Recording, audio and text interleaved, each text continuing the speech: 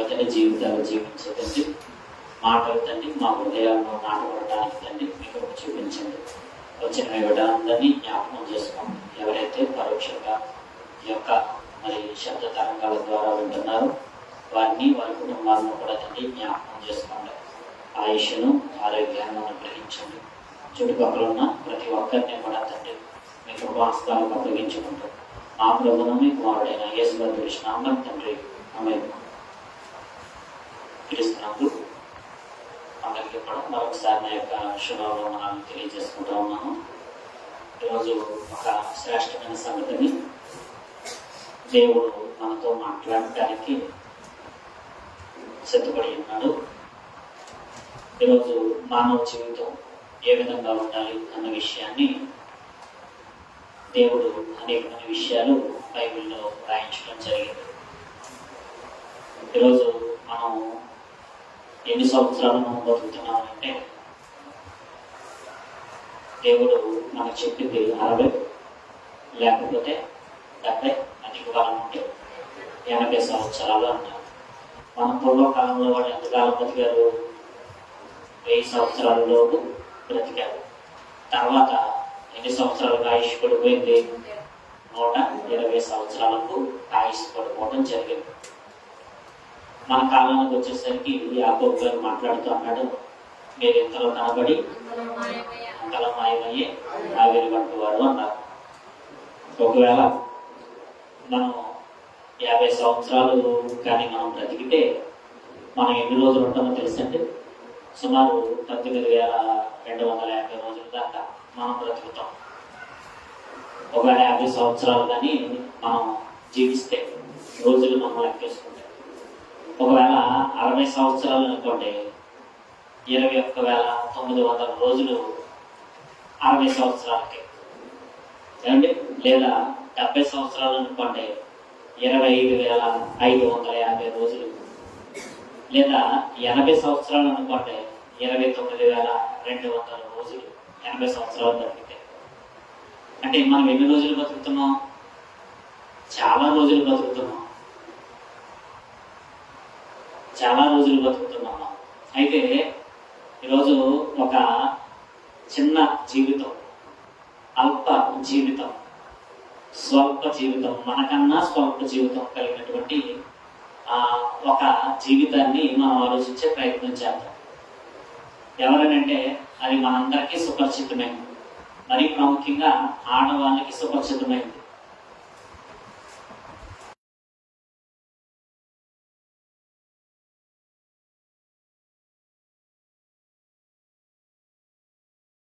ఉదయాన్న పోస్తుంది, సాయంత్రానికి ఏమవుతుంది?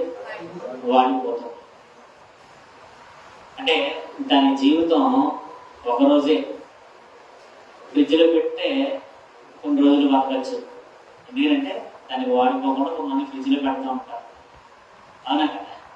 కానీ ఏదేమైనా దాని జీవితం ఉదయాన్ని పూస్తుంది.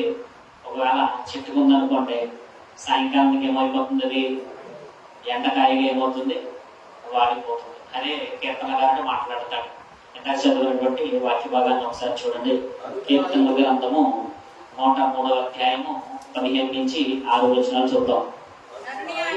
నరుని ఆయువు గడ్డి వలె ఉన్నది, అడవి పువ్వు పూయినట్లు వాడు పూయిను, దాని మీద గాలి వెచ్చగా అది లేకపోవును, ఆ మీదట దాని చోటు దాని మెరగదు అన్నాడు.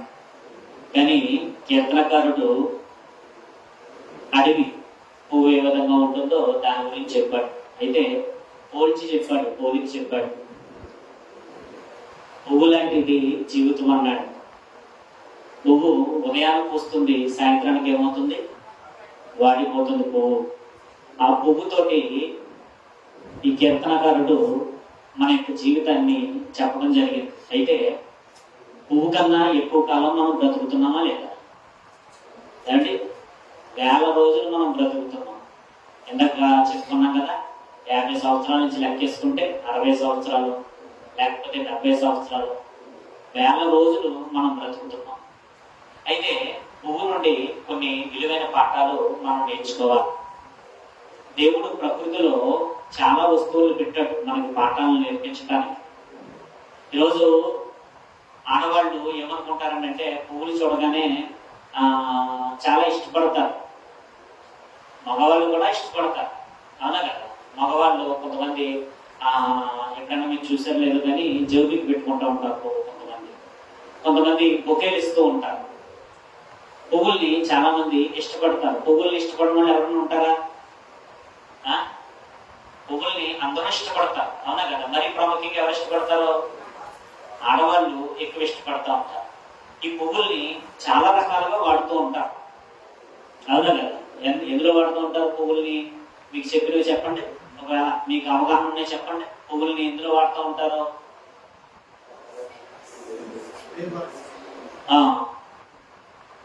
అలంకరణకే వాడుతూ ఉంటారు. పెళ్లి మండపాలు, అవునా కదా? ఏదైనా ఫంక్షన్లు వస్తే ఏం చేస్తూ ఉంటారు?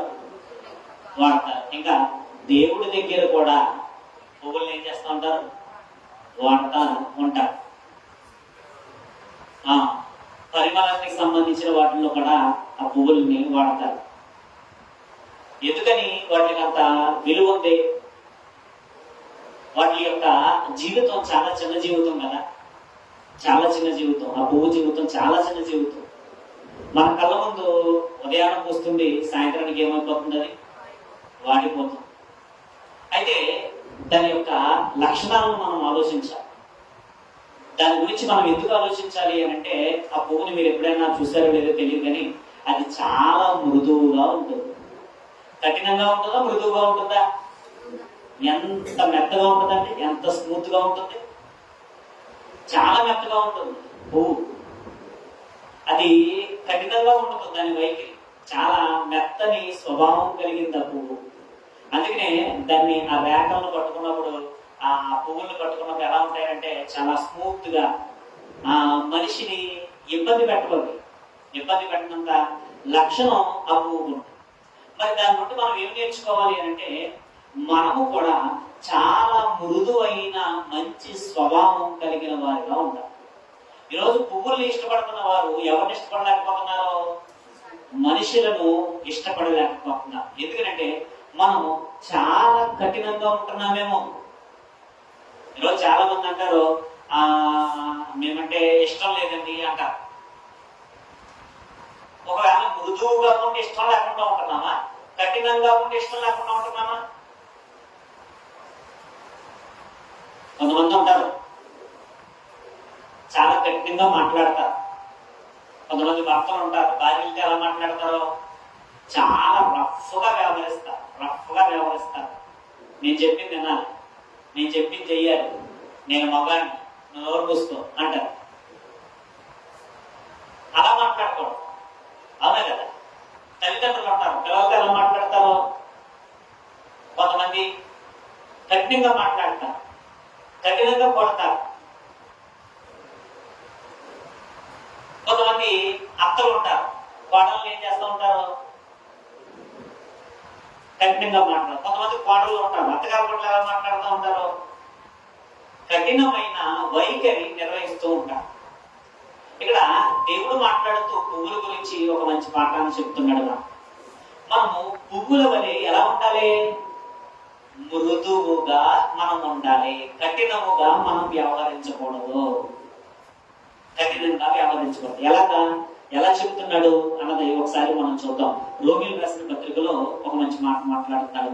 రోమిలు రాసినటువంటి పత్రిక 12వ అధ్యాయము 15వ వచనం ఒకసారి మనం చూద్దాం. రోమిలు రాసినటువంటి పత్రిక 12వ అధ్యాయము 15వ వచనం చూద్దాం.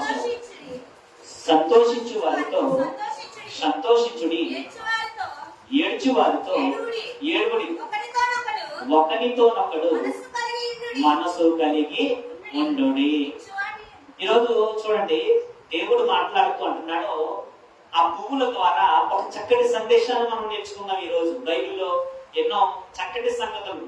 ఎందుకంటే మన జీవితంలో కూడా పరిమళాన్ని వెదజల్లాలి అని అంటే పువ్వులకు ఒక్కరోజే ఆయుష్, దాన్ని ఒక్కరోజు బతుకుతుందని.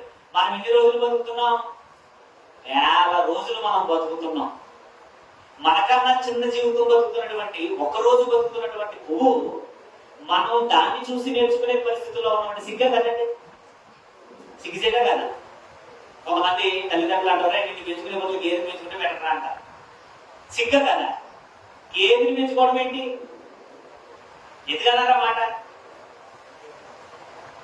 గేదెల వల్ల ఉపయోగం ఉంది కానీ నీ వల్ల ఏం లేదు, ఉపయోగం లేదు అని అన్నారంటే చాలా సిగ్గుతో తలదించుకోవాల్సిన మాట. అవునా? ఇప్పుడు దేవుడు మాట్లాడుతూ అంటున్నాడు, ఒక మంచి మాట్లాడుతున్నాడు ఏమంటే, సంతోషించే వారితో సంతోషించండి, ఏడ్చే వారితో ఏడవండి. అంటే మన మనసు మృదువుగా ఉండాలి. కానీ ఈ రోజు ఎలా ఉంటారు, మరి ఎవరైనా సంతోషంగా ఉండాలనుకోండి ఆమె చూసి ఏడుతూ ఉంటారు. చూసారా, లోకంలో మనం అంతా హ్యాపీగా ఉన్నాం అనుకోండి, చక్కగా భార్య బిడ్డలతో సంతోషంగా ఉండి చక్కగా ఇల్లు చక్కగా సంపాదించుకుని లేకపోతే చక్కగా ఉంటూ వాళ్ళు హ్యాపీగా నవ్వుకుంటున్నారు అనుకోండి, ఏమంటారు, ఏడుస్తూ ఉంటారు. రివర్స్ లోకం.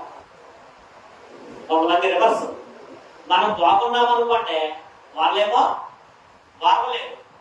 ఒకవేళ బాగోలేదు అనుకోండి పైకి వచ్చేసరికి అంటారు, అయ్యో పాపం అలా జరిగిందా, ఎందుకు ఇలా జరిగింది, ఏమైంది అని మాట్లాడతారు కొంతమంది. కానీ వాస్తవాన్ని అనుకుంటారు, లోపల అనుకుంటారు భలే జరిగింది, భలే జరిగింది.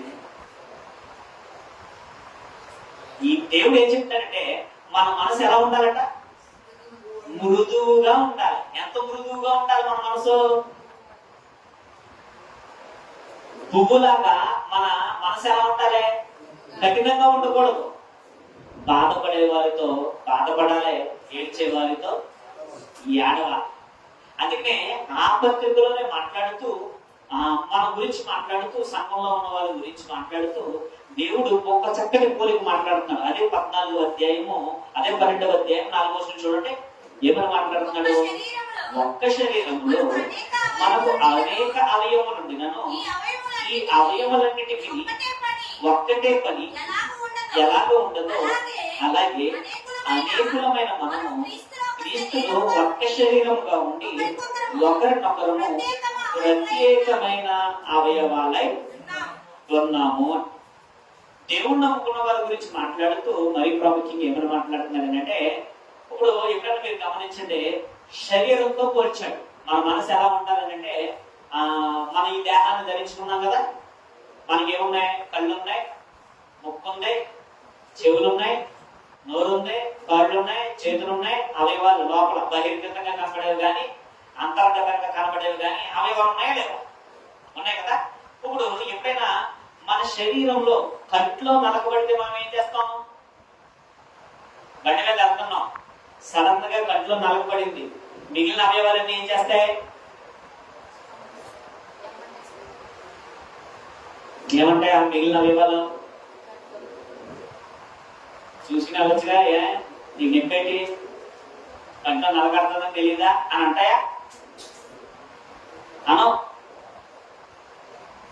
అవయవాలు ఏమంటాయి, ఒక కన్ను ఏడుస్తుంటే ఇంకో కన్ను ఏం చేస్తుంది, ఏడు పడ్డది ఎలా పడుతుంది, నువ్వు జాగ్రత్తగా లేవు, కంట్లో నలకపడింది, నువ్వేడు, నేను మామూలుగా ఉంటానంటగా ఒక కన్ను, ఆ కన్నుతో పాటు ఇంకో కన్ను ఏం చేస్తా ఉంటుంది.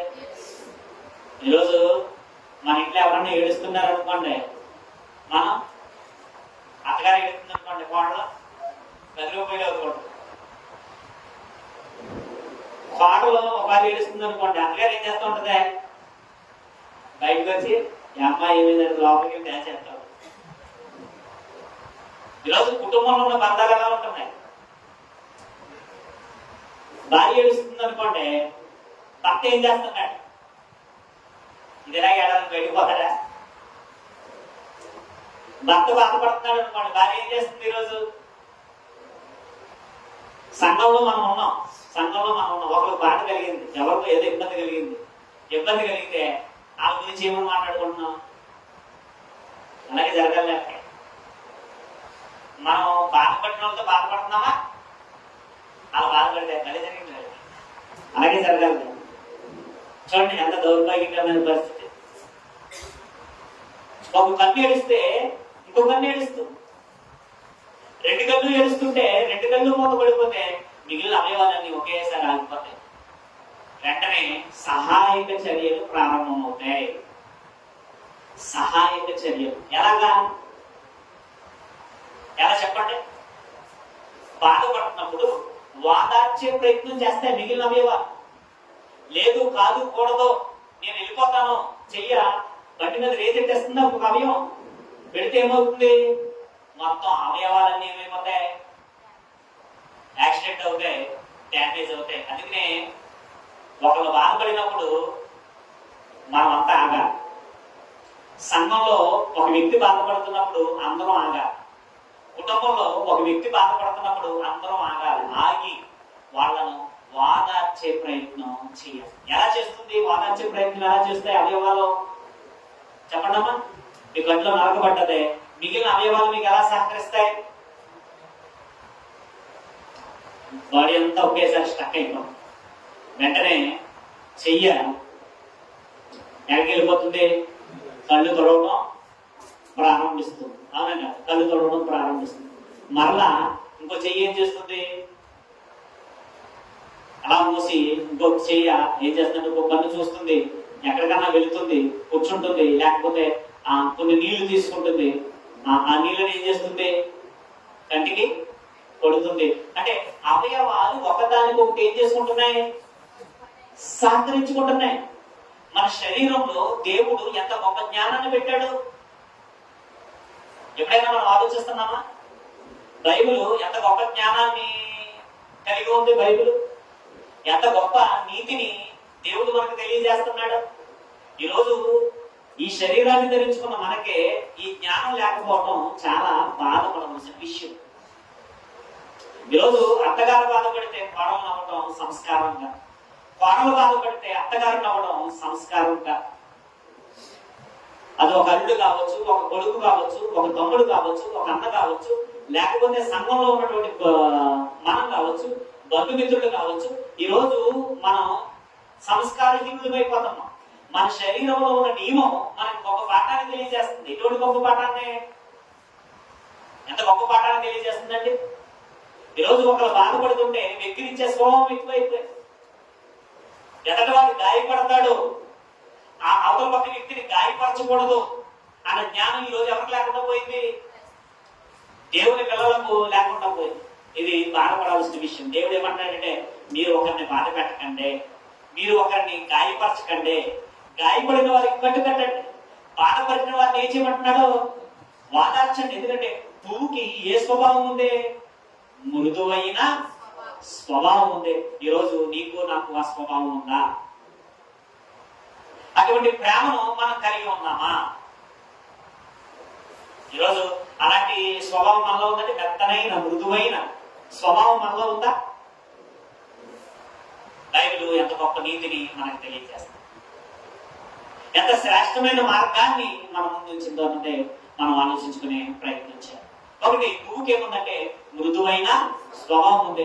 ఆ మృదువైన స్వభావం ఎవరిలో కూడా ఉందంటే మన ప్రభు అయినటువంటి యేసుక్రీస్తు వారిలో కూడా అటువంటి మృదువైన మెత్తనైన స్వభావం. ఆయన చాలా మృదువైన వాడు యేసుక్రీస్తు వారు. ఎంత మృదువైన వాడు అన్నది ఒకసారి మనం చూసే ప్రయత్నం చేద్దాం. ఏమని మాట్లాడుతున్నాడు? యోహాను సువార్త 11వ అధ్యాయము, యోహాను గారు రాసినటువంటి సువార్త 11వ అధ్యాయము 35వ వచనాన్ని ఒకసారి మనం చూద్దాం. 34 నుంచి చూద్దాం. వారు ప్రభువా వచ్చి చూడమని ఆయనతో చెప్పింది. ఇక్కడ జరుగుతున్న సందర్భాన్ని మీకు చెప్పి మళ్ళీ ఇక్కడికి వస్తాను. మనకు తెలుసు, లాజరు, మార్తా, మరియా చిన్న కుటుంబం, ముగ్గురే. ఆ కుటుంబంలో ఎంతమంది ఉన్నారు? ముగ్గురే మనకు కనబడతారు. మరి మిగిలిన వాళ్ళు బంధువులు, మిత్రులు, మరి ఏంటో మనకి తెలియదు. వాళ్ళ గురించిన పూర్తి సమాచారం మనకు లేదు. మీకు అర్థం అవుతుంది కదా? అర్థం చేసుకునే ప్రయత్నించేది. ఆ కుటుంబంలో ముగ్గురే ఉన్నారు. మార్తా, మరియా, లాజరు, ముగ్గురు ఉన్నారు. ఆ ముగ్గురులో లాజర్ గారు ఏమైపోయారు? చనిపోయారు. ఎవరైనా చనిపోయినప్పుడు ఎలాంటి మాటలు మాట్లాడుతూ ఉంటారు? ఈరోజు రకరకాలుగా మాట్లాడుకునే వాళ్ళు ఉంటారు. మంచిగా మాట్లాడుకునే వాళ్ళు ఉంటారు, బాగుందని అనుకోసిగా మాట్లాడే వాళ్ళు ఉంటారు. అప్పటికే ఆయన చనిపోయారు, లాజర్ గారు చనిపోయారు. యేసుక్రీస్తు వారు ఆలస్యంగా వచ్చాడు. ఆలస్యంగా వచ్చినప్పుడు మార్తా మరియలు ఎదురు చూస్తున్నారు. ఏమని ఎదురు చూస్తున్నారంటే, ప్రభుకి వర్తమానం తెలియజేశారు. ఇదిగో ప్రభువా, నువ్వు ప్రేమించేవాడు రోగి అన్నాడు.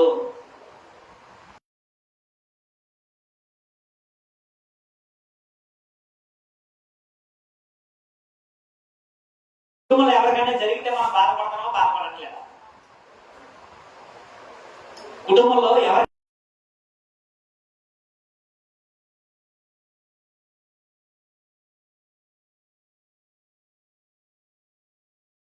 రక్త సంబంధం కనుక అక్కడ ఆత్మీయ బంధం కలిగినటువంటి కుటుంబ విషయంలో యేసుక్రీస్తు వారు ఏం చేస్తున్నారు కదా, చెప్పాడు కదా రోమిల రాసిన పత్రికలో, ఏడ్చే వారితో ఏడవండి, సంతోషించే వారితో.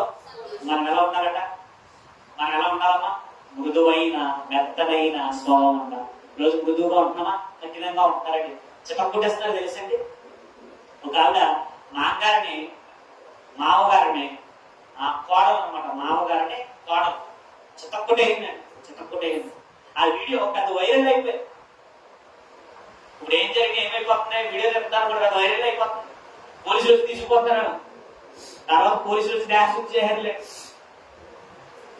ఈరోజు ఆ మామగారు ముసలి వయసులో ఉన్నటువంటి మామగారు, ముసలికేమో శాతత్వం పెరిగిపోతుంది అనకూడదు. కాబట్టి మామూలు జాగ్రత్తం కాదండి, మామూలు జాగ్రత్తం కాదు, జాగ్రత్త. ఎందుకంటే చాదస్తంగా ఉండకూడదు. కొంతమంది చాదస్తంగా మాట్లాడతారు, కొంతమందికి ఏమో అది స్ట్రాక్ గా ఉంటారు. ఏదేమైనా చెయ్యి చేసుకోవడం అన్నదే తప్పు.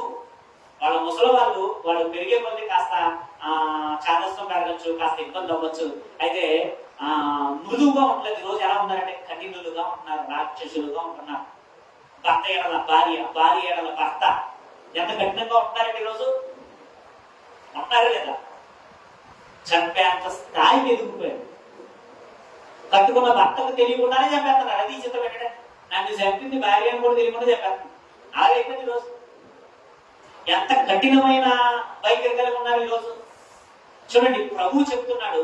ప్రభు తన జీవితం ద్వారా క్రైస్తవులమైన మనము, దేవుని పిల్లలమైన మనకి ఒక విషయాన్ని చెప్తున్నాడు. ఏమని చెప్తున్నాడు తెలుసా? ఏడ్చే వారితో ఏం చేయాలి? ఏడవాలి. సంతోషించే వారితో ఏం చేయాలి? ఆ కుటుంబం అంతా బాధలో ఉంటే, ఏమండి, మార్తామరియలు ఏడుస్తుంటే ఆ మార్తామరియల కన్నీరు చూసి యేసుక్రీస్తు వారు కూడా ఏమవుతుందంటే చలించిపోతున్నాడు. తను ప్రేమించినటువంటి కుటుంబం ఎలా చలించిపోతున్నాడో చూద్దాం. ఎలా చలించిపోతున్నాడో. యేసు కన్నీళ్లు విడిచారు కాబట్టి యూదులు అతనిని ఎలాగ ప్రేమించినో చూడని చెప్పుకునేది. వారిలో కొందరు ఆ గుడ్డివాని కన్నులు తెరిచిన ఈయన ఇతనిని కూడా చావకుండా చేయలేడని చెప్పి యేసు మరలా తను మురుగుచు సమాధి వద్దకు వచ్చెను. చూడండి ఎంత మృదువైన స్వభావం. మృదువుగా ఉన్నామా, కఠినంగా ఉన్నామా? ప్రేమగా మాట్లాడుతున్నామా, కఠినంగా మాట్లాడుతున్నామా? ఈరోజు చాలా మంది అనుకుంటారు కఠినంగానే సాధిద్దాం అనుకుంటారు, ఎట్టి పరిస్థితుల్లోనూ సాధించలేము. పాపపడుడి కానీ పాపము మన కోపంలో ఏమనకూడదు, కోపం ఉండాలి, ప్రేమగా మాట్లాడాలి, కొన్నిసార్లు కోపపడాలి. కానీ కొంతమంది కఠినంగా వ్యవహరిస్తారు. పిల్లల్ని మందలించండి కానీ చావాలని కొట్టకండి అంటాడు బైబిల్. పిల్లల పట్ల ఎలా ఉండాలట? మీరు చావాలని కొట్టకండి. కోపం వస్తుంది వాళ్ళు చేసే పనులు బట్టి, అలాగని చచ్చేంతగా కొట్టకండి అంటాడు. ఈరోజు మనిషి కఠినమైన వైఖరిగా మారిపోతున్నాడు. కానీ స్త్రీలారా పువ్వుల్ని మీరు చాలా ఇష్టపడతారు కదా, పురుషులారా పువ్వుల్ని మీరు చాలా ఇష్టపడతారు కదా. ఎందుకు ఇష్టపడుతున్నారో? అవి మృదువుగా ఉంటాయి కాబట్టి మీరు ఇష్టపడుతున్నారు. కఠినంగా ఉంటే ఇష్టపడతారా? కఠినంగా ఉంటే ఇష్టపడతారా? గులాబీ చెట్టు ఉంటుంది, చెట్టుకు ముళ్ళు ఉంటాయి కానీ దేనికి ముళ్ళు ఉండవు? పువ్వులకి ముళ్ళు ఉండవు. ముళ్ళు ఒక దానికి ఉంటాయి. ఎందుకు తెలుసా? అది పువ్వు కాదు, బ్రహ్మజముడు అంటారు చెట్టు. చూసారా? అది ఆకులా ఉంటుంది, దాని నిండే ఉంటాయి. దాన్ని ఎవడన్నా ముట్టుకుంటాడా? మనం పువ్వులా ఉన్నామా, బ్రహ్మజముడు చెట్టులా ఉన్నామా? ముళ్ళున్న చెట్టు, అది ఆకు ఉంటుంది, ఆకుకే ఉంటుంది, ముళ్ళు ఉంటాయి. మరి పువ్వుకే ఉండదు. గులాబీ పువ్వు చెట్టుకు ఉంటాయి కానీ గులాబీ పువ్వుకి ముళ్ళు ఉండవు. చామంతి పువ్వు, మల్లెపూలు. మల్లెపూలు ఎంత తెల్లగా ఉంటాయి, గులాబీ పువ్వు ఎంత ఎర్రగా ఉంటుంది, చామంతి ఎంత పసుపుగా ఉంటుంది. అవి ఎంత కన్నులకు అందంగా కనబడుతున్నాయి. ఆ పువ్వులు, రకరకాల పువ్వులు ఆ డెకరేషన్ చేస్తున్నప్పుడు ఆ డెకరేషన్ ఎంత అందంగా ఉంటుంది. మన జీవితం ఎలా ఉండాలంటే ఆ పువ్వులు లాగా మృదువైన స్వభావాన్ని మనం కలిగి ఉండాలి. ఈరోజు కఠినమైన వైఖరి మన మొక్కల్లోనే ఉంటుంది. కఠినమైన వైఖరి, నవ్వులు ఉండవు, ప్రేమతో ఆకర్షించుకునే గుణం లేదు. మీకు అర్థమవుతుందా? చెప్పే విషయాలు మీకు అర్థమవుతుందా? దేవుడు ఎంత చక్కటి విషయాలు బైబిల్లో రాయించాడు. సంతోషించే వారితో సంతోషించండి, ఏడ్చే వారితో ఏడవండి. మన రివర్స్. వాళ్ళు సంతోషంగా ఉంటే ఏడుస్తాం, వాళ్ళు ఏడుస్తా ఉంటే లోపల పోయి డ్యాన్స్ చేస్తాం. అది దరిద్రమైన పరిస్థితి, దౌర్భాగ్యకరమైన పరిస్థితి. ఈ రోజు విన్నటువంటి ఈ వర్తమానం మనం ఆలోచించుకుంటే మనం మారాలి. ఒక్కరోజు బతుకుతుంది అది, ఒకే ఒక్కరోజు ఉదయానికి వస్తుంది, సాయంత్రానికి వాడిపోతుంది. మనం ఎక్కడో ఎన్ని సంవత్సరాలు ఎందుకు పుట్టా, నువ్వు ఇప్పటికి బతుకున్నావు. 50 సంవత్సరాలు వచ్చి బతుకుతావు, 60 సంవత్సరాలకి బతుకుంటాడు, 70, 80 సంవత్సరాలు బతికే వాళ్ళు ఉన్నారు. కొంతమంది 100 దాకా వచ్చి సెంచరీ కూడా సెంచరీ వాళ్ళు ఉన్నారు. అదే కదా, కొంతమంది సెంచరీ చేసిన వాళ్ళు ఉన్నారు లేదా? సెంచరీ చేసిన వాళ్ళు ఉన్నారు, సెంచరీ దగ్గరికి వెళ్ళి పుట్టిన వాళ్ళు ఉన్నారు. మరి మన జీవితంలో మృదువైన స్వభావం ఉంటుందా? యేసుక్రీస్తు వారిలో మృదువైన స్వభావం. రెండవది మనం ఆలోచిస్తే, రెండవ విషయాన్ని ఒకసారి మనం ఆలోచిద్దాం. దానికి వినమ్రత అని ఉంటుంది. వినమ్రత అంటే ఏంటి?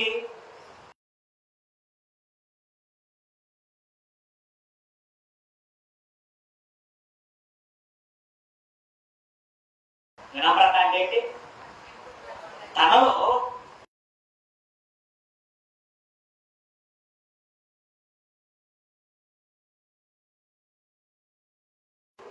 తను ఏం ప్రవర్తించదో, గర్వాన్ని ప్రవర్తించదు. ఈరోజు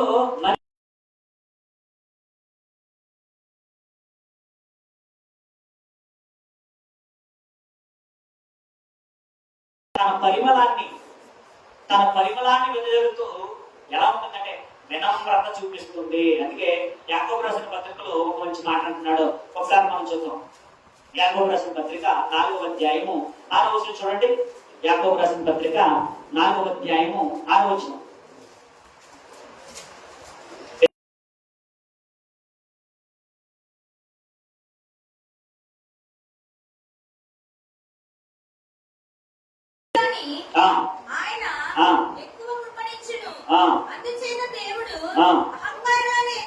అహంకారాలను ఎదిరించి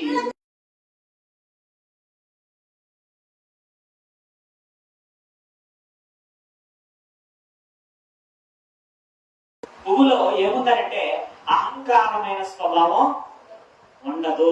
అహంకారం అంటే ఏంటమ్మా? అహంకారం అంటే ఏంటి? అలంకారం ఉందా? అహంకారం ఉందా? బయట అలంకారం అయితే ఉంది అండి. కొంతమంది అయితే బయట చాలా అలంకారం చేస్తూ ఉంటారు. ఎలాగా? ఐబ్రో, ఇంకా చేయించలేదు కదా, చేయించడం ఐబ్రో, ఇంకా ఏం చేస్తూ ఉంటారు? లిప్టిక్, దాన్ని ఏమంటారంటే మేకప్ అంటారు. అదే కదా, బయట అలంకారం ఉంది తప్ప లోపల అహంకారం ఉంది. దేవుడు ఏమన్నాడు? లోపల అలంకారం ఉండాలి, బయట సింపుల్ గా ఉండాలి. బయట మాత్రం ఎంత ఎన్ని మేకప్లో, ఎన్ని సోపులో, ఈ అంతా ఎవరు చూపించడానికో, మొగుడు చూపించడానికో, ఎవరు చూపించడానికో అర్థం. ఎవరు చూపించాలి అందం? కట్టుకున్న భర్తకేనా? నువ్వు బయటకి వేసుకున్నావు, ఎవరు చూస్తాడు? బయట చూస్తాడు, అవునా కదా. లిప్టిక్ వేసామనుకో అలా చూపుకుంటా పెదాలంట. ఎవరి పెదాలంట? అందుకనే కొంతమందికి ఇది అర్థం కాదు. కొంతమంది తెలియక ఏం చేస్తారంటే తెలియక చేసే పనులు కొంతమంది చిన్నపిల్లలు కూడా అలగలమని చేస్తారు. అవునా కదా. ఎన్ని సోపులు చేస్తారో అంటే వెనకాల ఈ కిటికీలు వేస్తారు. డిజైన్ ఎవరి కోసం? పట్టుకున్న వాటి కోసమా? దాటిపోయే వాటి కోసమా? ఎందుకు ఆ కిటికీలు? కిటికీలు మూసే. కిటికీలు తెరిచి ఉంచకూడదు. కిటికీలు ఏం చేయాలి? మూసేయాలి. దేవుడు ఏం చెప్తాడంటే డిజైన్స్ మేకప్స్ ఎక్కడ జరుగుతున్నాయి? బయట ఉంటున్నాయి తప్ప లోపల ఏమో అహంకారం. భర్త ఏదైనా చెప్తాడు, ఏమైనా నేనేంటన్నా అనుకో, ఉంటే సీరియల్ అయిపోతుంది ఆగిపోతున్నాను. ఏమైనా టీ పెట్టన్నారు అనుకోండి, ఇప్పుడు ఉన్నట్టు మంచి సీన్ మిస్ అవుతుంది, అది పొడిచేస్తుంది, ఆ పొడుతో అయిపోయిన తర్వాత కొడుతుందో లేదో చూసి తర్వాత నిన్ను కొడుతాను మధ్యలో టెస్ట్ చేసినందుకు అహంకారం. అలాగే ఆడవాళ్ళైనా మగవాళ్ళు ఎవరు తగ్గారంటే వాళ్ళ తగ్గలేదు. ఒక రోజు నేను చాలా సంవత్సరాల క్రితం వెళ్తున్నప్పుడు నలుగురు మొగోళ్ళు కూర్చున్నారు. నలుగురు మొగోళ్ళు కూర్చొని సీరియల్ గురించి మాట్లాడుకుంటున్నారు. అసలే సిరాకు ప్రభులో రాకముందే సిరాకులోనే. ఎందుకంటే ఆ మగోడు వైఖరి వేరేగా ఉంటుంది, ఆడోళ్ళు అట్లాంటి వేరేగా ఉంటుంది. మగోడికేమో ఫైటింగ్స్ కావాలి, ఆడోళ్ళకేమో సెంటిమెంట్స్ కావాలి. అవునా కదా? నలుగురు మొగోడు గురించి మాట్లాడుకున్నారు. అదే రేపు అది ఏం చెప్తుందిరా, చంపేస్తుందంటావా, అన్న వయసు పెట్టింది కదా, అదే చెప్తుందంటావా, ఏం జరిగిందంటావా, అది ఎవరు కనపడదా మీకు పెట్టాలే. ఈరోజు కుటుంబాలను పట్టించుకోక, భర్తలను పట్టించుకోక, భార్యలు పట్టించుకోక, అంటే బయట అలంకారాలు చూసుకుంటూ, బయట సోకులు చూసుకుంటూ, అంటే లోపలేమో అహంకారం. భర్త మాట అంటే లెక్క ఉండదు, భార్య మాట అంటే లెక్క ఉండదు, తల్లిదండ్రులు మాట అంటే లెక్క ఉండదు, పిల్లల మాట అంటే పిల్లలను ప్రేమించే లెక్క ఉండదు. వినమ్రత ఉందా? పువ్వులు ఏముంది? వినమ్రత ఉంది. దేవుడి పిల్లలుగా సంఘంలో కూడా మనకేముండాలి? వినమ్రత. ఎలాంటి వినమ్రత? మాట్లాడుతూ మంచి మాట మాట్లాడుతున్నాడు చూద్దాం. మోషే గారి గురించి మాట్లాడుతూ సంఖ్యాకాండము 12వ అధ్యాయము 3వ వచనం చూద్దాం. సంఖ్యాకాండము 12వ అధ్యాయము 3వ వచనం. యెహోవా ఆ మాట వినను. మోషే భూమి మీద ఉన్న వారందరిలో మిక్కిలి సాత్వికుడు. యెహోవా ప్రత్యక్ష గుడారముకు రండి. హఠాత్తుగా మోషే అహరోనులకు మిరియాములకు ఆజ్ఞ ఇచ్చెను. ఎంత వినమ్రత కలిగిన వాడు అంటే, ఎంత తగ్గించుకునే స్వభావం కలిగిన వాడంటే మోషే గారు మనందరికీ సుపరిచితుడే కదా. ఆయన గురించిన సాక్ష్యం చెప్తున్నాడు దేవుడు. వినమ్రత. దేవుడు ఏ మాట చెప్తే ఆ మాట అంటాడు. అలానే సరదాగా మాట్లాడుంటాను, ఈ చర్చి చుట్టూ ఒకవేళ ఖాళీ ఉంటే ఒకసారి తిరిగి రండి అన్న. మీరేం చేస్తారు?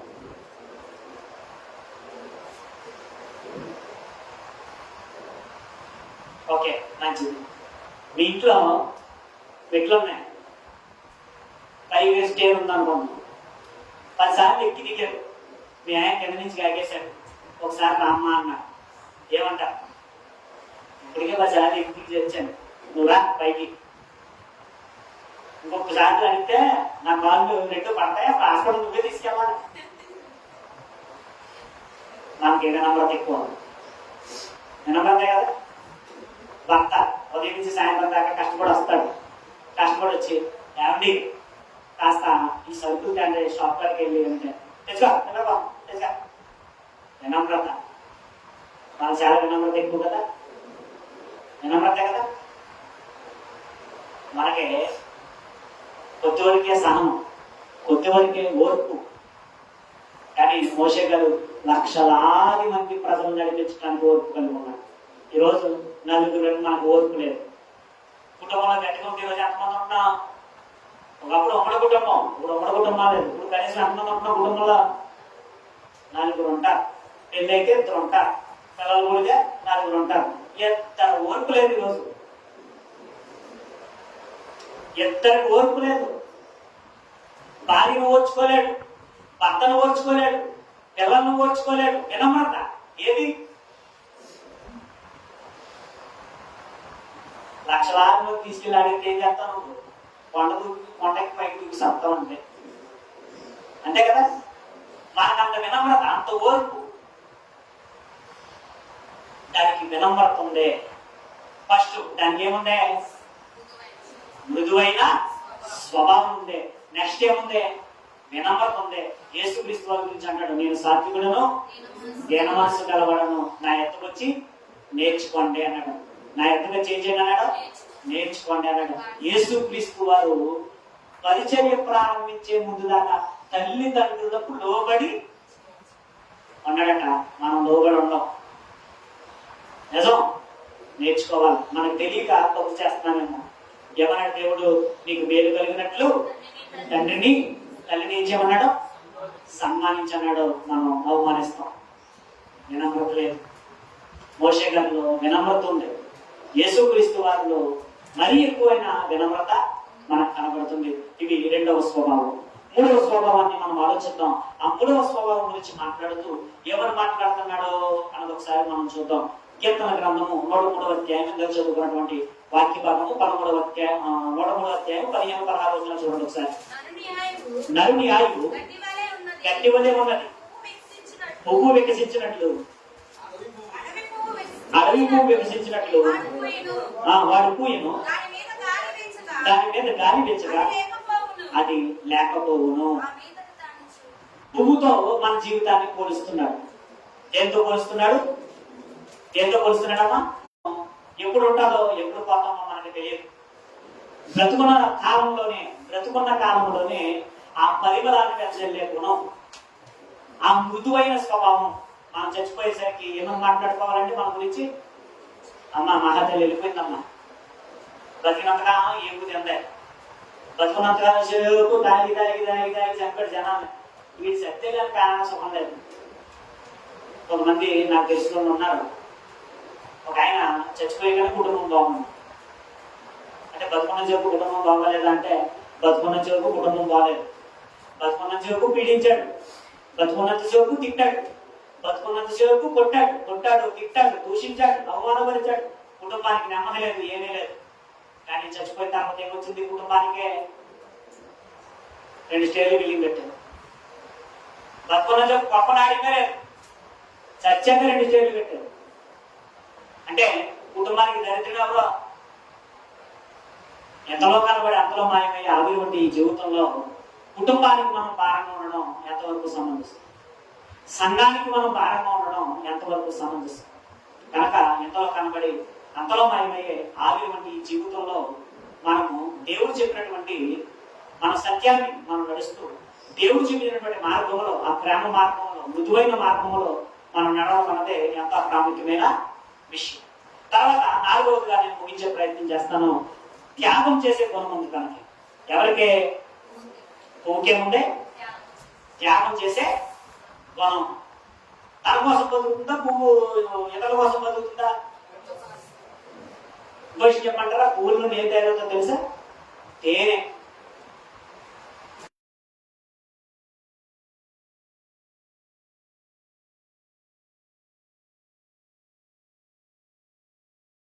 పువ్వు లో ఉన్నటువంటి ఆ మధురం, ఆ తేనె ఏదైతే ఉందో, మీరు ఎప్పుడన్నా కొన్ని పువ్వులు గమనించారు లేదు తెలియదు కానీ, చిన్నప్పుడు పువ్వులు ఉండేవి, చిన్న చిన్న పువ్వులు ఉండేవి. అవి ఇలా కోసి నోటితో పిలిస్తే తీగా ఉండేది.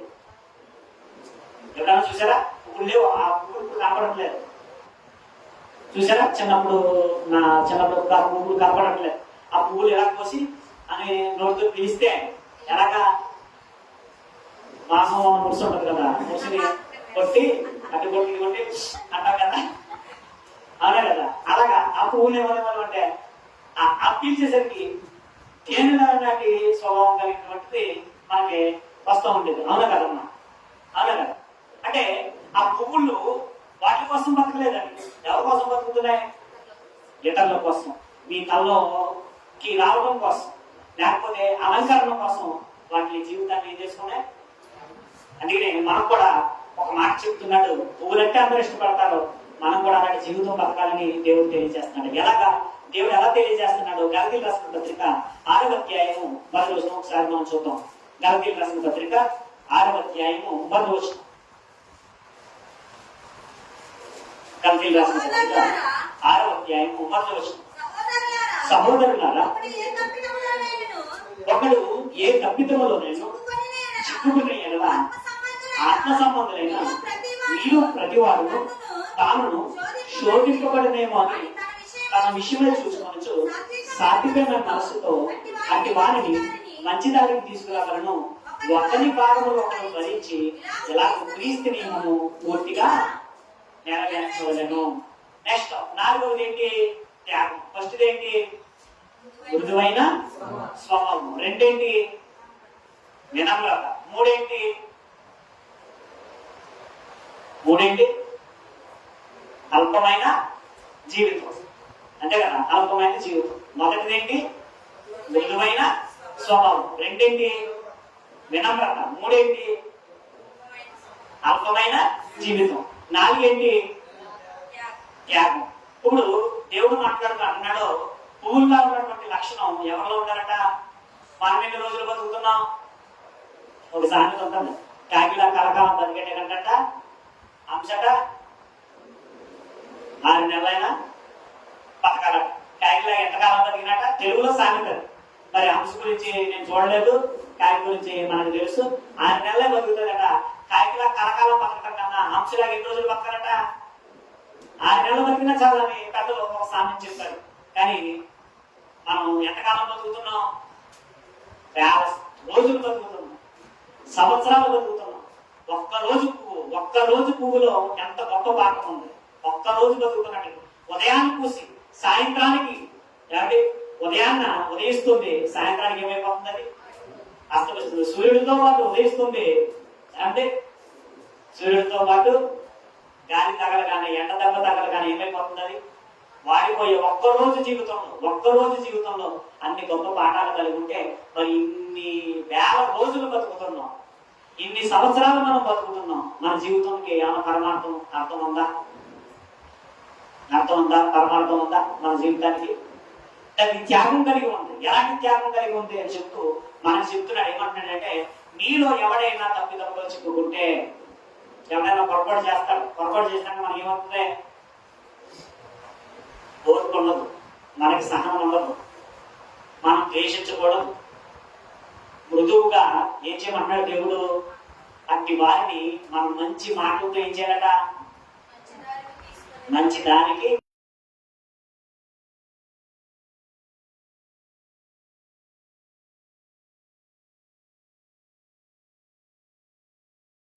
అనేక వారు అన్నాడు, సోచుకో, కంగరడు సోచుకో, త్యాగం చేయి, నీ పరిమళాన్ని వెదజల్లు, నీ ప్రేమ చూపించు, నీ సువాసనను చూపించు.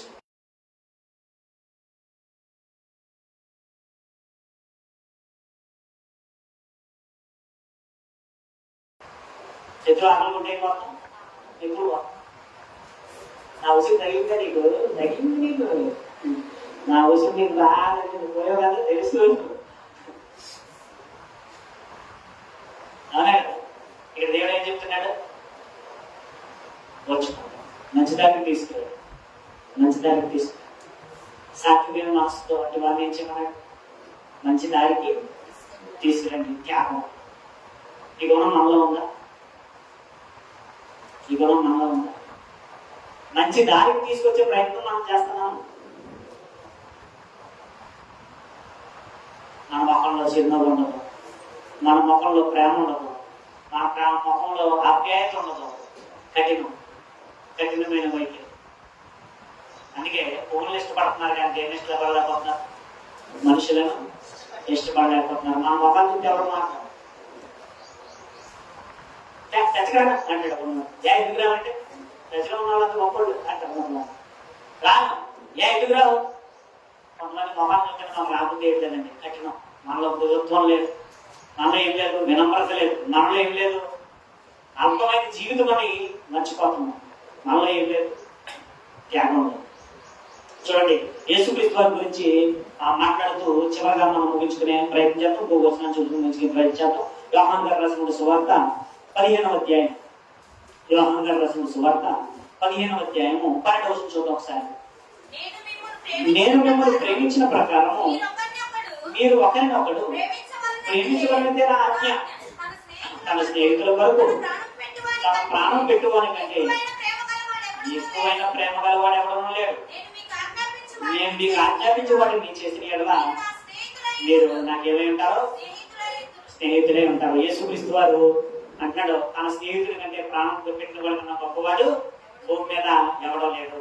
యేసుక్రీస్తు వారి కంటే భూమి మీద గొప్పవాడు ఎవడో లేడు. ఎందుకంటే అందరి కొరకు ప్రాణం పెట్టినవాడు ఎవరు? ప్రభు అయిన యేసుక్రీస్తు. ఆయన అందరి కొరకు ప్రాణం పెట్టాడు. తన స్నేహితుల కంటే ప్రాణం పెట్టిన వాడు గొప్పవాడు ఇంకెవరు లేరన్నాడు. ఆయన ఎవరు లేరన్నాడు. నాకులాగే మీరు ప్రేమించండి అన్నాడు. త్యాగం ఉందా? ఓర్పు ఉందా? మృదువైన స్వభావం ఉందా? వినమ్రత ఉందా? ఏముంది? ఒక్కరోజు బతికి ఉదయాన్నే ఉదయించిన పువ్వు సాయంత్రానికి అస్తమిస్తుంది. ఇన్ని రోజులు సంవత్సరాలు గడిచిపోతున్నాయి మన జీవితంలో. వయసు పైబడిన వాళ్ళు ఉన్నారు, నడి వయసు కలిగిన నాలాంటి వాళ్ళు ఉన్నారు, యవన కాలంలోకి వచ్చిన వాళ్ళు ఉన్నారు, ఇంకా చిన్నవాళ్ళు ఉన్నారు.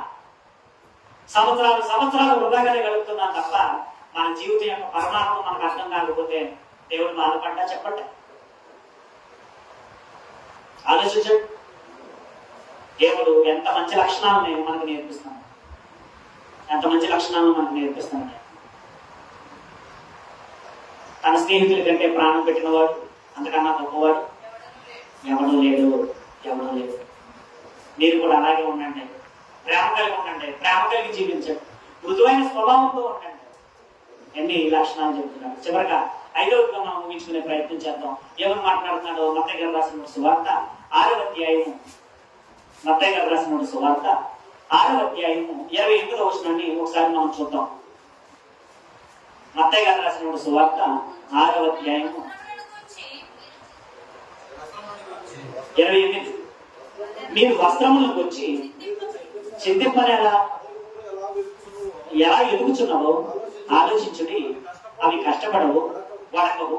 అయినను సమస్త వైభవంతో కూడిన సలోమాను సైతము వీరిలో ఒకదానివైనను అలంకరింపబడలేదు. పువ్వుకి ఏం చేశాడట? వైభవాన్ని తీసుకొచ్చాడట. పువ్వుకి ఏం తీసుకొచ్చాడు? వైభవం అన్నాడు. వైభవం. ఎంత వైభవం అంటే ప్రకృతిలో ఎన్ని మొక్కలున్నా, ఎన్ని చెట్లున్నా, పువ్వు పూస్తే ఆ పువ్వు అంక ఏం చేస్తా ఉంటారు? అందరి దృష్టిని ఆకర్షించేటువంటి వైభవాన్ని దేవుడు పెట్టాడు.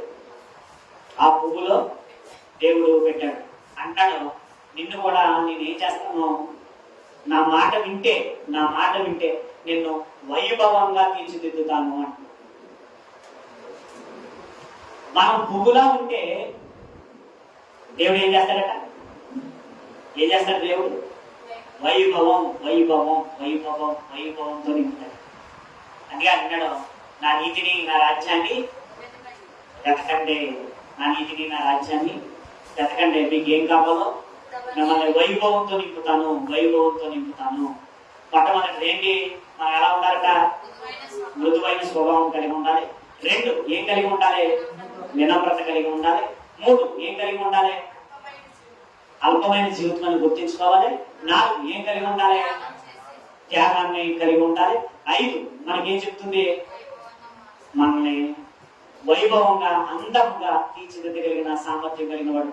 సొలొమోను సైతం కూడా అలంకరించబడనంత గొప్పగా ఎవరి జీవితాన్ని అలంకరించాడట? పువ్వుని. ఒకరోజు పుట్టి వాడిపోయే పువ్వుని అలంకరిస్తే మీ జీవితాలను నేను మిమ్మల్ని ఆకరించిన, మిమ్మల్ని చేరదీయన అని ఎన్నో గొప్ప పాఠాలను దేవుడు పువ్వుల ద్వారా సందేశాన్ని వినిపించాడు. కనుక మరి ఈ విషయాలన్నింటినీ కూడా హృదయంలో పెట్టుకోండి, ప్రార్థన చేద్దాం. అలాంటి జీవితాన్ని కలిగి ఉండాలని మనం ప్రార్థన చేద్దాం. దయచేసి స్థానంలో ఉంచండి. మహాపరిశుద్ధుడ, మహోన్నతుడ, మహాగణుడ, మా ప్రియపరలో తండ్రి, ప్రేమ కలిగిన దేవ, దయగలిగిన దేవ, మీకు వేలాది స్తుతులు స్తోత్రాలు చెల్లించుకుంటున్నాం.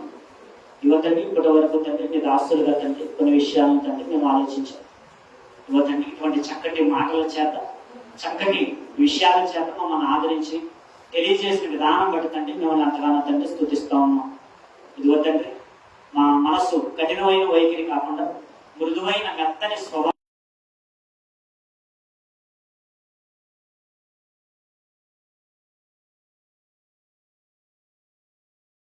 తండ్రి, ఒకరోజు పుట్టి ఒకరోజు మరణించేటువంటి పువ్వు లాంటి ఈ జీవితం ఇవ్వతండి. పోల్చి చెప్పారు, అల్పమైనది అన్నారు.